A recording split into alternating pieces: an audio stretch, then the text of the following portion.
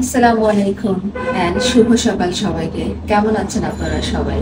তো আজকে সকাল সকাল উঠে আর ঘুমাইনি।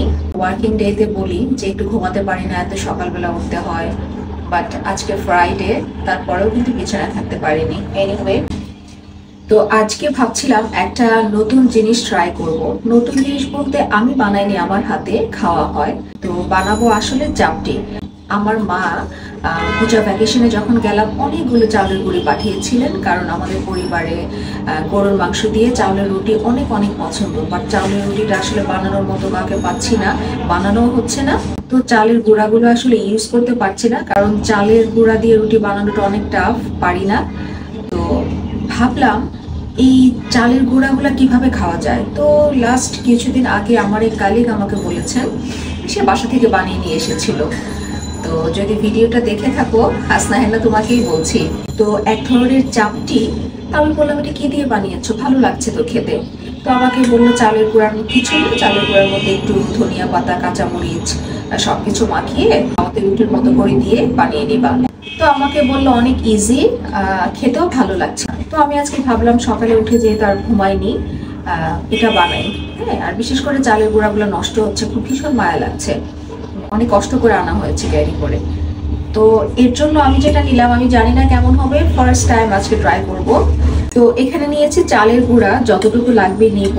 আর এখানে অল্প পরিমাণ সামান্য কাঁচামরিচ কুচি করে নিয়েছি, একটু আদা রসুন।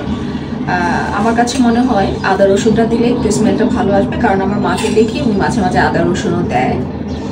আর এখানে নিয়েছি ধনিয়া পাতা কুচি, এটাই আমার মনে হয় চাপটির টেস্টটাকে অনেক বেশি বাড়িয়ে তোলে। যাই হোক, আমি এখন সাবধানে মিক্সিংটা করব। পানির পরিমাণটা বুঝতে হবে, খুবই অল্পই নিব, ধীরে ধীরে মাখিয়ে নিব, কারণ এটার মিক্সিংটা মনে হয় যে আসল। হ্যাঁ, কি পরিমাণ পানি দেব, কতটুকু মিক্সচারটা হবে, সেটার উপর ডিপেন্ডস করবে পিঠা ভালো হওয়ার ব্যাপার। নিলাম, আগে একটু দেখি, আগে একটু মিক্স করব, তারপর বানাবো, খেয়ে দেখবো, তারপর যদি ভালো লাগে দেন আরো করা যাবে। তো এখানে আমি রসুন কুচিগুলা দিয়ে দিচ্ছি, আর দিয়ে দিচ্ছি আদা পেস্ট। রসুন বাটা ছিল না, কুচি করে দিয়েছি, এত সকাল সকাল আর বাটার এনার্জি। আর মরিচটা একটু কমিয়ে দিই, যেহেতু আমার বেবি আছে। একটু মাখিয়ে ওর জন্য একটু আলাদা করে রাখবো, দেন আমরা আরেকটু কাঁচা মরিচ দেবো, একটু ঝাল ঝাল হলে ভালো লাগবে শীতের সকালে। আর এখানে ধনিয়া পাতাটা পরে দিচ্ছি।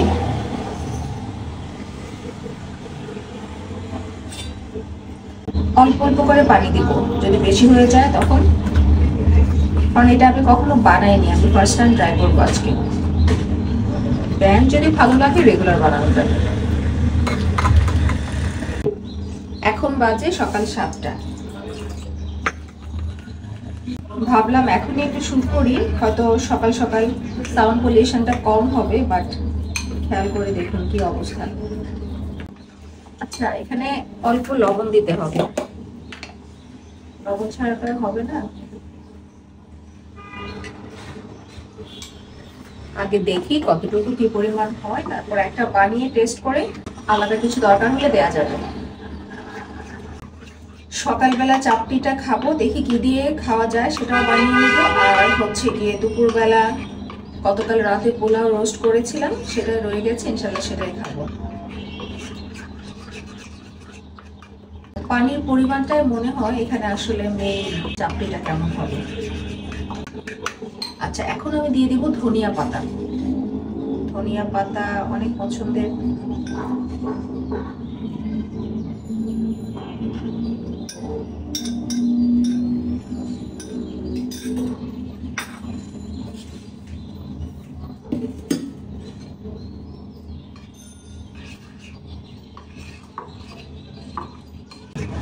আরেকটু পানি দিই, পাতলা হলে তাড়াতাড়ি হয়ে যাবে।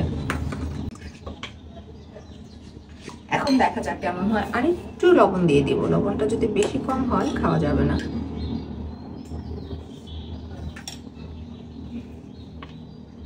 সবাই ঘুমাচ্ছে।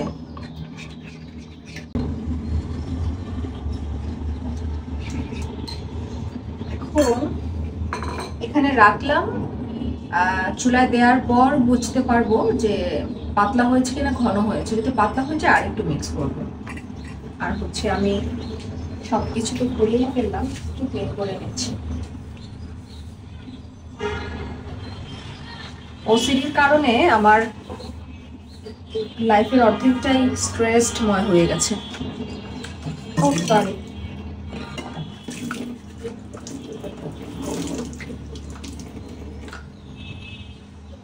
এখন চলে যাই চুলাতে।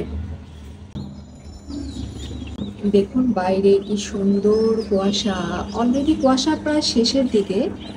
যখন নামাজ পড়তে উঠেছিলাম, মাই গড এত সুন্দর লাগছিল। আমি ওই ঠান্ডার মধ্যে কিছুক্ষণ বারান্দায় বসেছিলাম।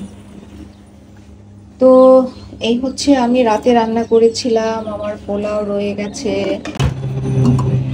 তারপর এখানে রোস্টও রয়ে গেছে। শীতের দিন আমি তরকারি ভাত ফ্রিজে রাখি না, অনেক টাটকা থাকে এমনিতেই। তো ফ্রিজে রাখলে আমার কাছে মনে হয় যে টেস্টটা চেঞ্জ হয়ে যায়। তো আমি এখন এটা নামিয়ে নিয়ে তাওয়া বসিয়ে দেবো ইনশাল্লাহ। আর হচ্ছে ক্যামেরাটা একটু ফিক্সড করে দিচ্ছি এখানে। কি যে টর্চার আমার মোবাইলের উপর। ওকে ডান।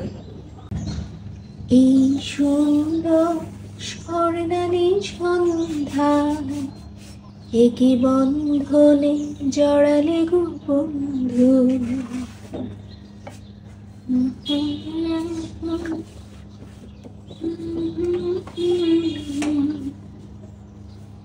একই বন্ধনে জড়ালে গো বন্ধু।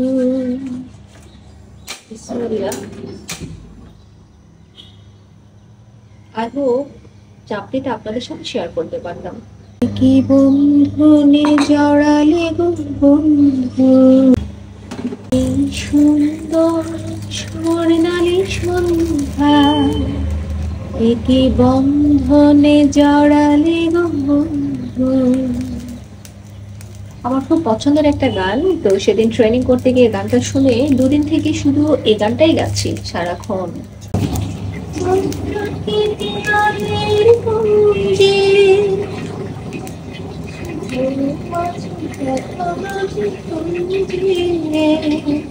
আমার মনে হয় একটা বড় স্পুন নিতে হবে।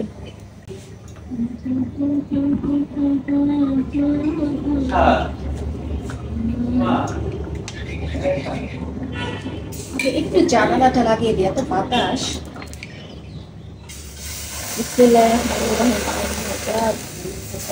আল্লাহ যায়, আমি এই ব্যাপারটাই আসলে আমি পারি না, কিভাবে যে ছড়ায় কিভাবে দেয়। তেলি দিব কিনা আল্লাহ জানে।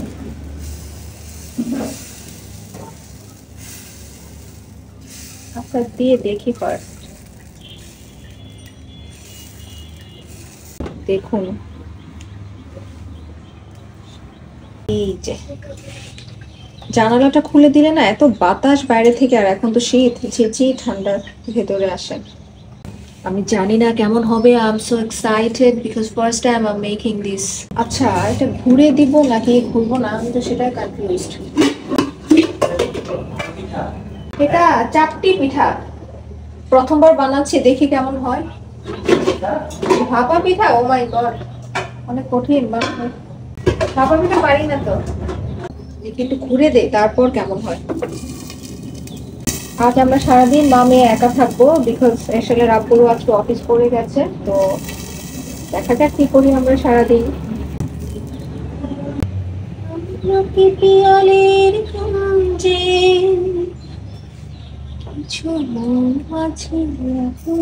ও মাই গড আসলে রাব্বু সুন্দর হয়েছে দেখো। যেটা ভয় পাচ্ছিলাম যে লেগে যাবে কিনা তাওয়াতে, খেয়ে দেখো, জানি না টেস্ট কেমন হবে।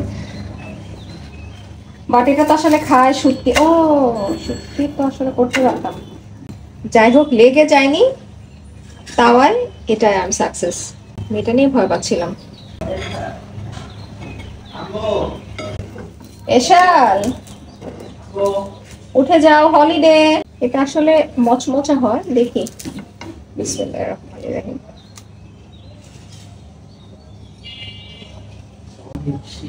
অনেক ঠান্ডা।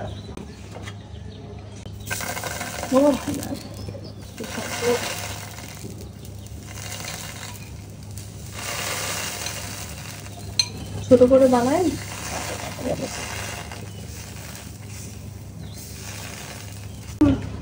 ওকে, এখন বন্ধ করে দিচ্ছি, আমরা একটু ট্রাই করবো ইনশাল্লাহ। সবাই ভালো থাকবেন।